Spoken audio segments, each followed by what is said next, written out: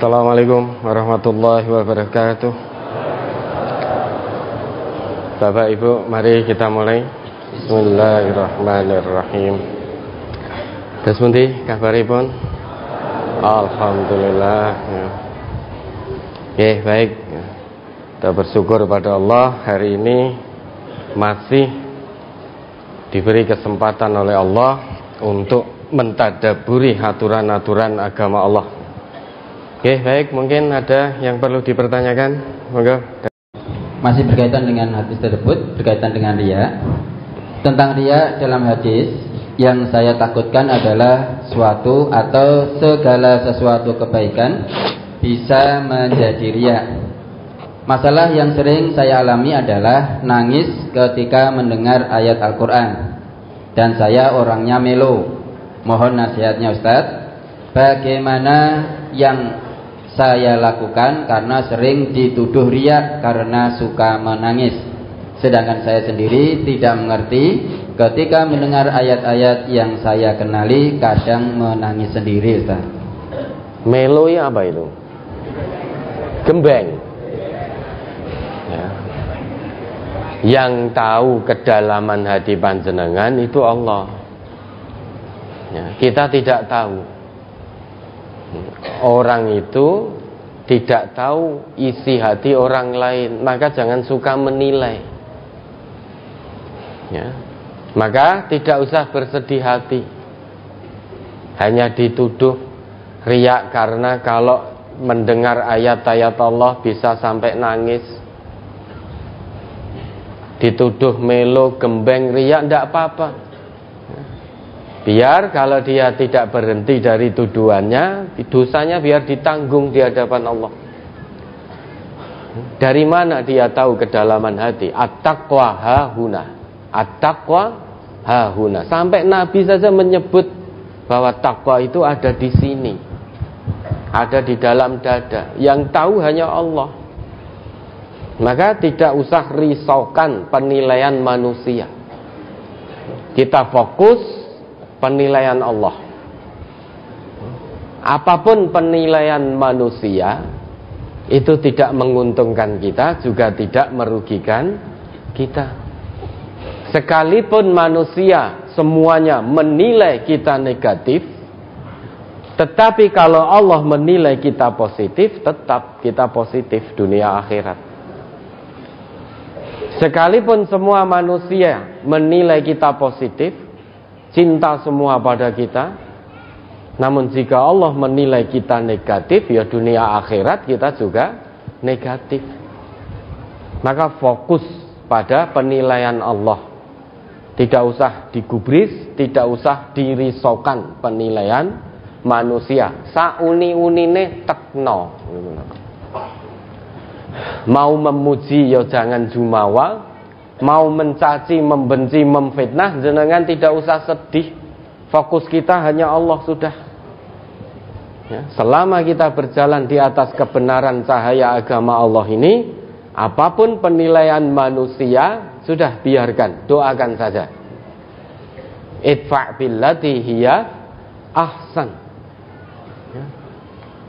Bisa jadi di sisi Allah yang bertanya ini memang keimanannya dinilai oleh Allah benar-benar sodik, imannya betul, sehingga kalau mendengar ayat Allah bisa bergetar hatinya, kemudian bertaut kepada Allah, ingat dosa-dosa, kemudian bercucuran air mata.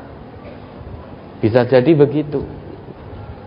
Bukannya melo, bukannya riak, bukannya gembeng, tetap kedepankan husnudzon. Coba Al-Anfal itu diingat itu. Ayat 2. Innamal mu'minuna alladzina idza dzukirallahu wajilat qulubuhum wa idza tuliyat 'alaihim ayatuhu zadathum imana. Quran surat Al-Anfal surat ke-8 ayat 2.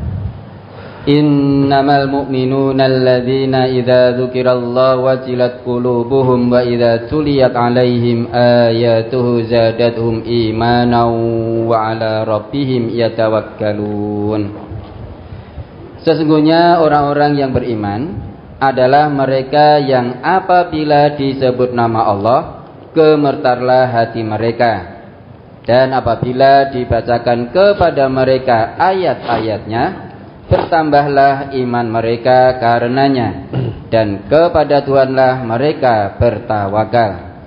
Orang yang imannya sempurna di hadapan Allah, yang dinilai shadiq oleh Allah, menurut ayat ini setidaknya punya 2 ciri. Ciri yang pertama, idza dzukirallah wajilat qulubuhum. Jika mendengar nama Allah disebut, hatinya bergetar. Maksud bergetar di situ langsung bertaut dengan Allah, ingat kepada Allah dimanapun berada, sehingga dia menyembah Allah seakan-akan dia bisa melihat Allah. Namun kalau tidak bisa melihat Allah, dia yakin betul kepada Allah. Allah maha melihatnya dimanapun dia berada, sehingga hatinya selalu bertaut kepada Allah. Orang yang seperti ini, orang muhsin seperti ini, selalu merasa diawasi oleh Allah, baik dalam kesendirian maupun di tengah orang banyak. Sulit sekali untuk bermaksiat kepada Allah. Bagaimana mungkin akan mudah-mudah bermaksiat? Lawang dia merasa yakin diawasi betul oleh Allah. Maka hatinya terus bertaut kepada Allah, seakan-akan wajilat qulubuhum, seakan-akan bergetar terus. Hatinya itu terus bergetar karena ada tautan dengan Allah. Ini ciri yang pertama. Namun jika ada orang yang mudah bermaksiat pada Allah, maka tanda tanya besar. Jangan-jangan imannya belum ada nilainya di hadapan Allah. Ketika bersama dengan orang lain, seakan-akan dia menjadi orang paling soleh. Ada orang lain sholatnya dikhusuk-khusukkan, 1 rakaat mungkin bisa 5 menit.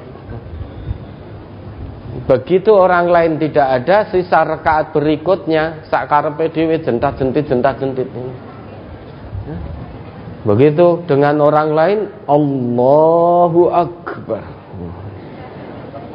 dikhusuk-khusukkan lama sekali, rukuknya lama, sujudnya lama.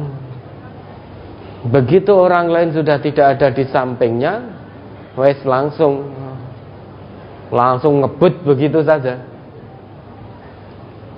Ketika salam masih ada orang lain, wah, zikirnya khusyuk, astagfirullah,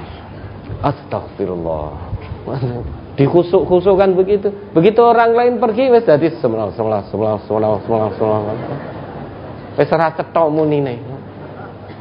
Ketika masih ada orang, bunyinya subhanallah, subhanallah, subhanallah. Orang lain tidak ada, jadi semelah. Muni apa ora cetok. Maka hatinya tidak bergetar. Ini ciri yang pertama. Yang kedua, wa idza tuliyat 'alaihim ayatuhu zadathum imanan wa 'ala rabbihim yatawakkalun. Ciri kedua, setiap saat dia mendengar atau membaca ayat-ayat Allah, maka imannya semakin bertambah naik, imannya semakin meningkat. Orang yang seperti ini bisa dipastikan dia membaca ayat Allah dengan menyertakan mata hatinya. Orang yang hanya membaca ayat Allah dengan lisan dan mata di kepala, tanpa menghadirkan, tanpa menyertakan mata hatinya, sulit untuk menambah keimanan. Selesai membaca ayat, ya sudah selesai, tidak ada ibrah pelajaran yang bisa diambil. Misalkan seorang koruptor membaca ayat Allah tentang larangan mencuri. Bacanya hanya dengan lisan, bacanya hanya dengan mata di kepala. Setelah selesai membaca, ya hatinya tidak bergetar, imannya tidak bertambah, tidak mau tobat. Hanya baca dengan mata di kepala dan lisan. Selesai ya sudah, mushafnya ditutup. Beda dengan orang yang membaca ayat Allah dengan mata hati. Misalkan dulu pernah mencuri barang orang lain, begitu menemui ayat Allah tentang larangan mencuri, hukuman bagi seorang pencuri, dia ingat akan dosa yang pernah dilakukan, karena dia membaca ayat itu dengan mata hati. Maka dia menangis, teringat akan dosa-dosa mencuri yang dulu pernah dilakukan. Ternyata dilarang oleh Allah, hukumannya potong tangan. Terus bagaimana ini? Hatinya menjadi gelisah, bagaimana agar diampuni dosa-dosanya oleh Allah. Sehingga tobatan nasuha betul. Orang yang pernah zina misalkan, membaca ayat Allah hanya dengan lisan dan mata di kepala. Ketika membaca ayat az-zaniyatu waz-zani fajlidu kulla wahidin minhuma mi'ata jaldah. Pezina perempuan dan laki-laki, cambuklah masing-masing dari keduanya 100 kali. Dan jangan kamu berbelas kasihan kepada keduanya dalam menegakkan aturan agama Allah ini. Dan hendaklah hukumannya disaksikan oleh sekelompok orang-orang yang beriman. Ketika dia hanya membaca dengan mata di kepala, dengan lisan, selesai membaca ya sudah selesai. Hatinya tidak bergetar, imannya tidak bertambah, karena sudah selesai. Tapi kalau dia membaca dengan mata hati, dia akan bergetar hatinya, ingat dosa yang pernah dilakukan. Ternyata hukuman zina seperti ini.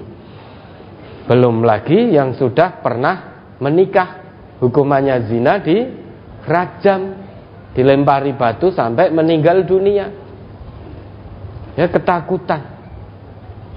Saking takutnya hati menjadi gelisah, kemudian mencari tahu bagaimana caranya bertobat,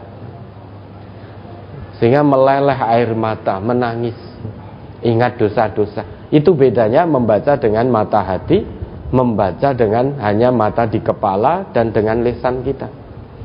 Kalau dengan mata hati kita akan bisa mengambil pelajaran.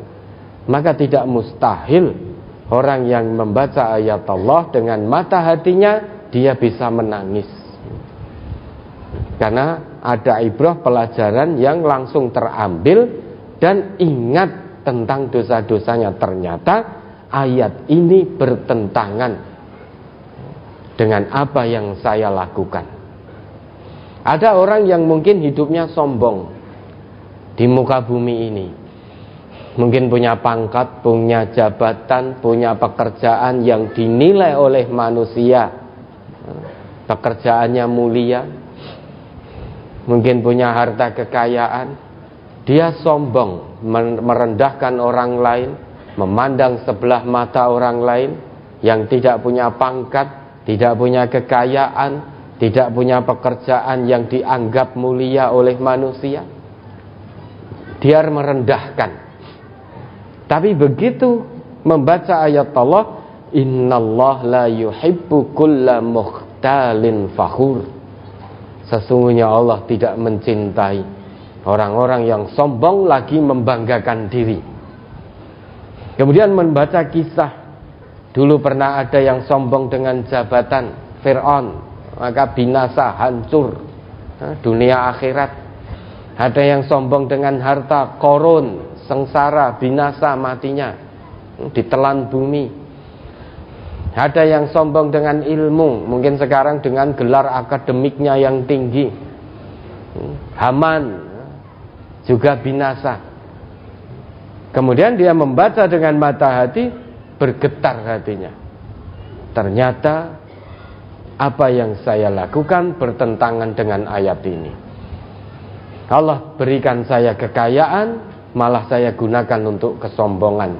Allah berikan saya mobil, malah saya gunakan untuk pamer. Allah berikan saya jabatan, malah saya gunakan untuk berlaku zalim, curang dan lain sebagainya. Maka dia akan menangis ingat dosa-dosanya. Kalau sudah begitu, tentu dia akan bertobat kembali kepada Allah. Maka jenengan tidak usah bersedih. Biarlah orang menilai, menuduh jenengan riya karena baca ayat nangis, riya baca ayat nangis, biarkan penilaian orang. Pokoknya fokus saja pada penilaian Allah. Yang tahu kedalaman hati seseorang itu hanya Allah. Orang lain tidak akan tahu. Ya, ada lagi.